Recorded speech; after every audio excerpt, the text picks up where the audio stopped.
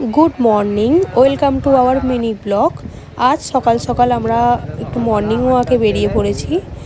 একদম সকালবেলা 5টার সময় বেরিয়েছি মর্নিং ওয়াকের জন্য। আর আমাদের বাড়ি থেকে একটু দূরেই আছে আমরা যেখানে মর্নিং ওয়াক করতে যাচ্ছি। আমাদের বাড়ির কাছাকাছি একটা হিন্দি ইউনিভার্সিটি হয়েছে, ওটা এখনও স্টার্ট হয়নি, তো আমরা ওর পাশ দিয়েই যাচ্ছি। ভোরবেলার প্রকৃতি খুব সুন্দর, একদম মন ভরিয়ে দেয়। আসলে আজকে আমরা উঠেছিলাম গাছ দেখার জন্য, কারণ আমার খুব গাছের শখ এবং আমার হাজব্যান্ডেরও। তো আমরা ওই গাছ দেখার উদ্দেশ্যেই বেরিয়েছিলাম। তো আমরা ভাবলাম তাহলে একটু মর্নিং ওয়াক করে নেওয়া যাক। তো প্রথমেই আমরা চলে গেছিলাম রামতলাতে একজন গাছ নিয়ে বসে, সেখানে আমরা পাইনি বলে তো এটা স্টেডিয়ামের কাছাকাছি একটা নার্সারিতে চলে গিয়েছিলাম। দেখো এখানে দেখতেই পাচ্ছ অনেক রকমের গাছ। কোনটা?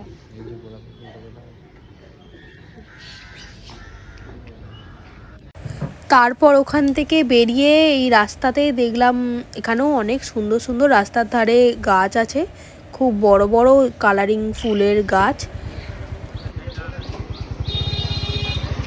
তারপর সামনেরই একটা পার্কে আমরা ঢুকলাম। এখানে ঢুকেই আমি কাগজ ফুলের গাছ দেখতে পেলাম। আগে গাছই আমার চোখে যেটা পড়ে, আমি যে কোনো জায়গাতেই চলে যাই না কেন, সেখানে গিয়ে আগে আমি গাছ দেখতে পেলে আমি সেখানেই আটকে যাই। এরপর আমরা একটু ওয়াক করে নিই। চারপাশটা দেখো কত সুন্দর লাগছে। এখানে কত মানুষ যে সকালবেলা মর্নিং ওয়াক করতে আসে, না দেখলে মানে বুঝতেই পারা যাবে না। এখানে একটা খুব বড় ঝিল ছিল এবং ওটাতে গিয়ে দেখি প্রচুর মাছ এবং প্রচুর লোক সেই মাছদেরকে সব খাবার দিচ্ছে।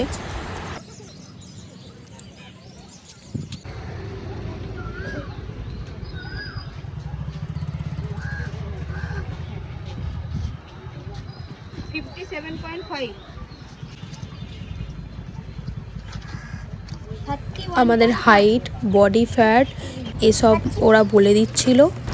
এবার আমার হাজব্যান্ডের টেস্ট করার পালা।